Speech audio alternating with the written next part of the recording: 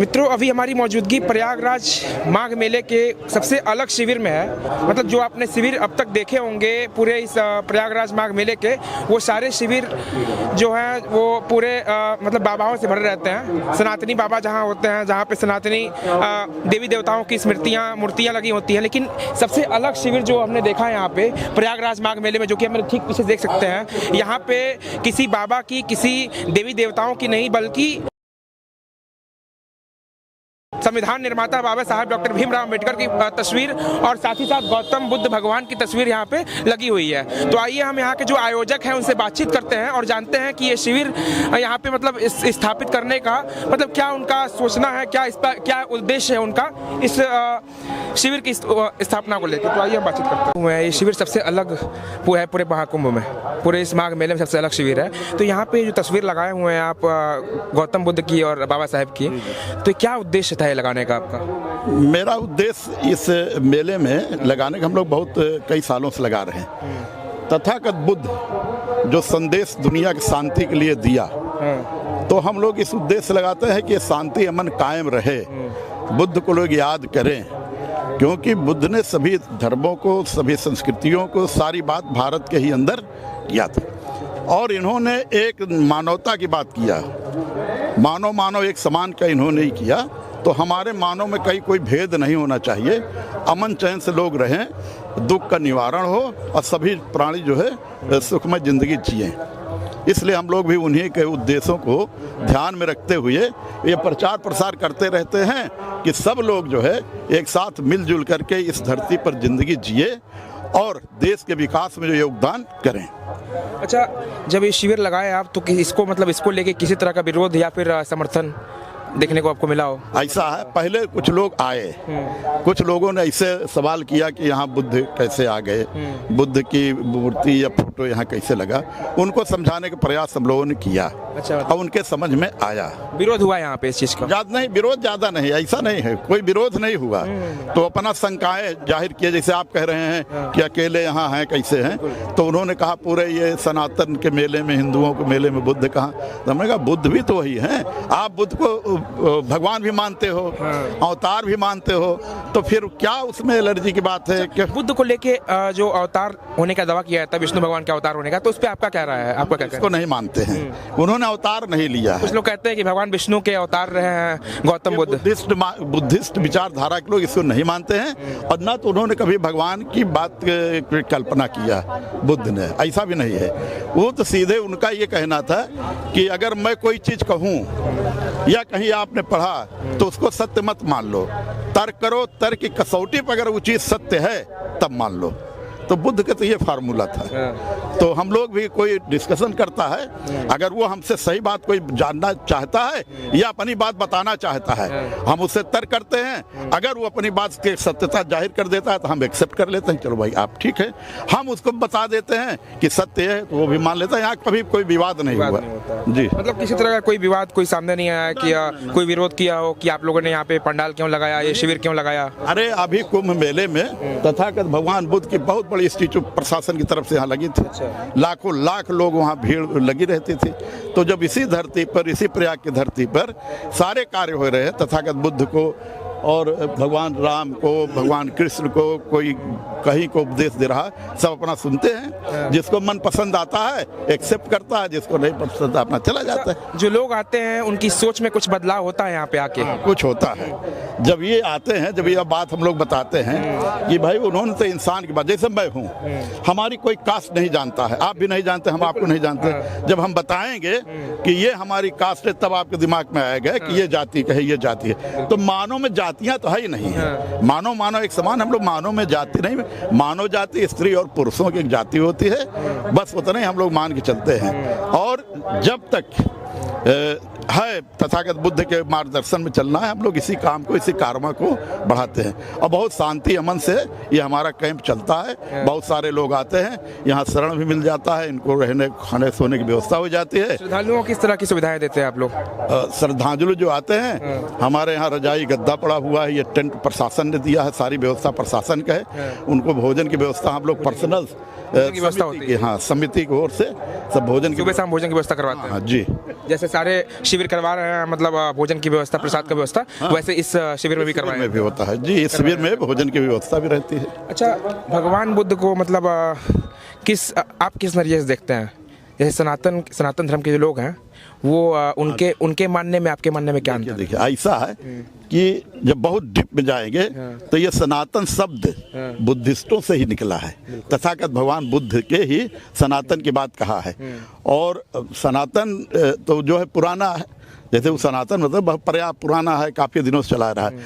तो ये अगर आप गहराई में जाएंगे तो ये सनातन शब्द जो है बुद्धिज्म का है। बुद्धिज्म का, हाँ। तो हम लोग बहुत खुश होते हैं, चलिए सनातन में तो हम ही हैं भाई। अगर कोई हिंदुज्म की बात करता है, बुद्धिज्म की बात करता है, तो हम तो उसको सब मिला करके देखते हैं कि बुद्धिज्म हिंदुज्म। यहाँ पर एक कैंप लगा हुआ था 2001 में, तो अशोक सिंघल साहब उस समय थे। यहाँ पर विश्व हिंदू सम्मेलन हुआ, तो हमने विश्व बौद्ध सम्मेलन यही किया था एक में, 2001 की बात बता रहा हूँ, आज से 24 साल पहले। तो अशोक सिंघल साहब का एक बयान आया कि हिंदुज्म और बुद्धिज्म दोनों एक हो जाए, भारत बहुत बड़ी शक्ति बन जाए। उनका बयान था, पेपर में आया था, ये सारी चीज़ मीडिया उडिया में आया। तो हम लोगों का ऐसा नहीं है कि हिंदुज्म कोई अलग है, बुद्धिज्म कोई अलग है, विचारधारा है। हम लोग के अंदर नॉर्मल विचारधारा है बुद्धिज्म की।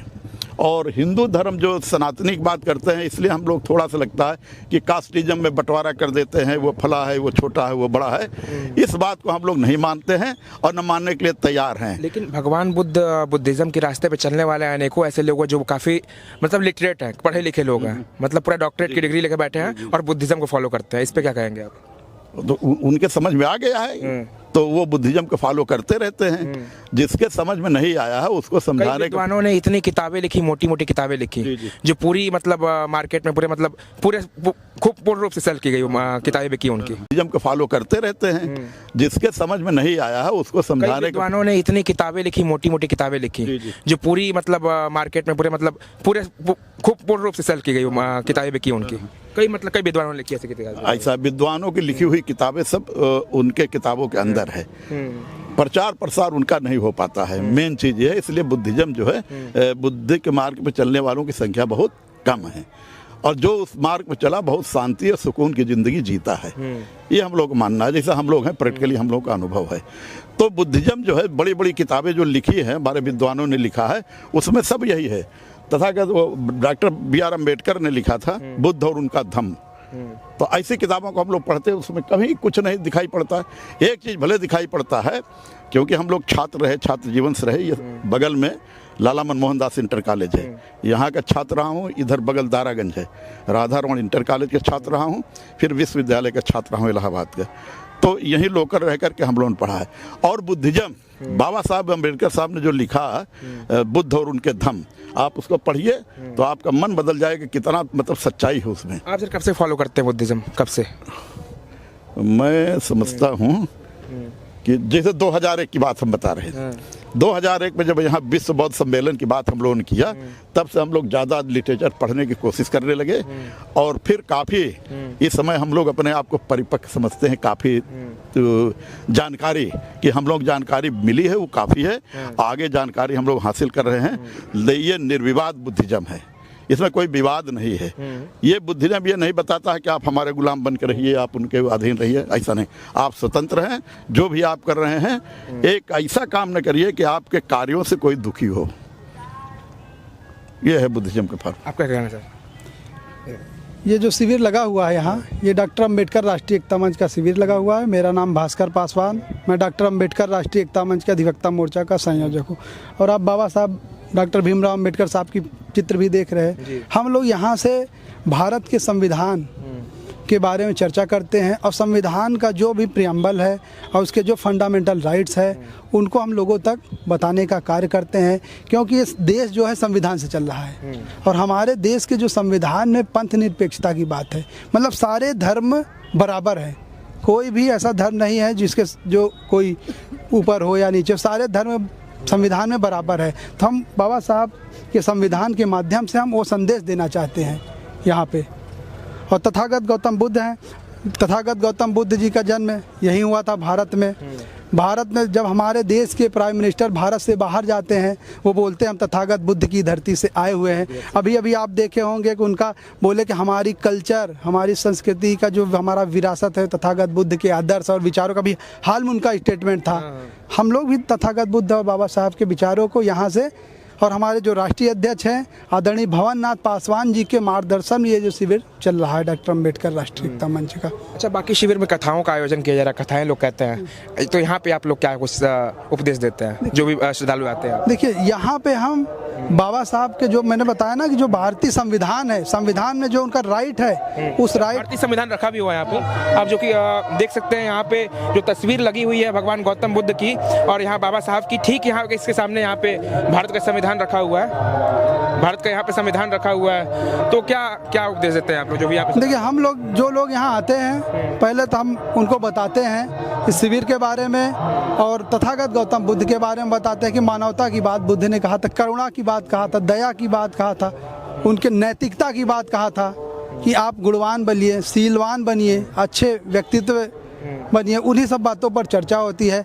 और जो संविधान है, क्योंकि संविधान से ही हमारा देश चल रहा है, अगर जब तक हमारे कॉन्स्टिट्यूशनल राइट सारे लोगों को पता नहीं होगा वो कैसे जान पाएगा। और हम लोग एक ये भी मकसद है कि भारत का जो संविधान है भारत के अंदर सही तरीके से अगर लागू हो जाए तो भारत दुनिया का नंबर 1 राष्ट्र बनेगा। एक तरह से लोगों को जागरूकता भी किया जा रहा है आपके शिविर के द्वारा?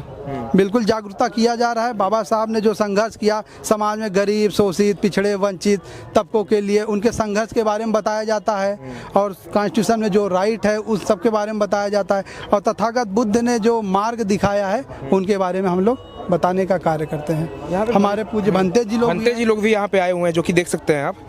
तो क्या कहना है भंते जी, आपका क्या मानना है? आप कितना क्या महसूस कर पा रहे हैं यहाँ पे इस माघ मेले में, इस शिविर को देख के?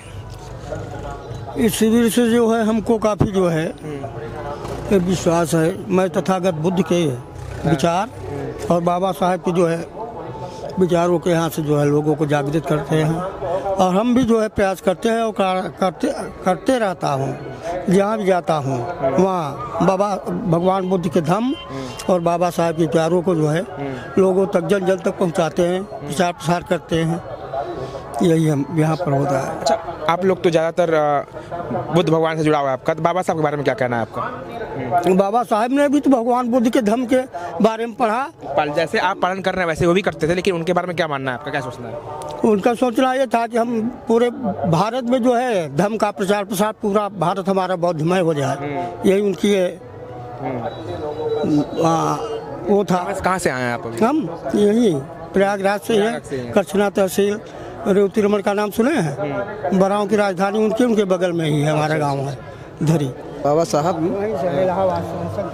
भगवान बुद्ध को 14 अक्टूबर 1956 में ग्रहण किया था। बौद्ध धर्म, बौद्ध माने बुद्धिज्म, बुद्धि का धर्म। हाँ, शिक्षित बनो, संगठित हो, संघर्ष करो।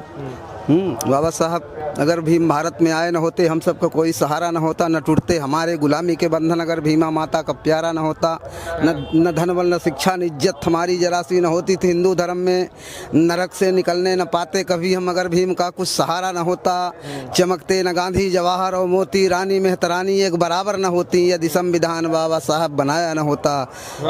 अंग्रेजों ने कहा था 24 घंटे के अंदर संविधान का प्रारूप बनाकर दिखाइए, तो बाबा साहब दिखाए थे। पूरा बनाने में तो 2 वर्ष 11 माह 18 दिन लगा। हाँ, विश्व विदित है बोधिसत्व आप, बुद्ध विवेक विधाना, भारत भाग्य विधान विधाता, सारे जग ने जाना। डाल गए आप नींव यहाँ पर न्याय सत्य ईमान की, सुनो कहानी तुम्हें सुनाया SC ST OBC के भगवान की।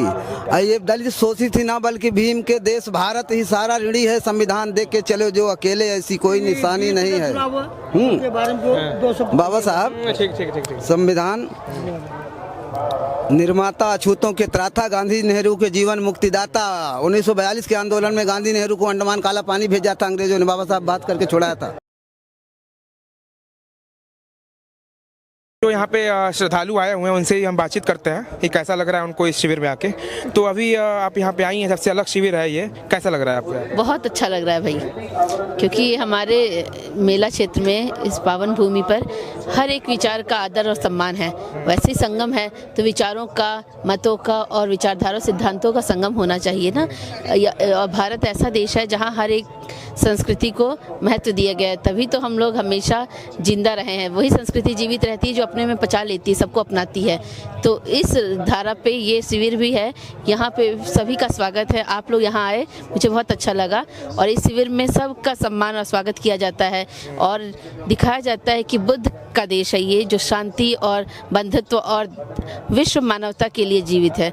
और इसी पर हमारा संविधान भी है, भारतत्व और एकता और अखंडता बनाए रखने के लिए सभी विचारों का सम्मान किया जाता है। और बाबा साहब अम्बेडकर के नाम पर यह शिविर एक बात है जहाँ पे ऐसे लोगों को आना चाहिए जो समता और स्वतंत्रता की बात करना चाहते हैं। बोलेंगे आप? ठीक, चलिए ठीक।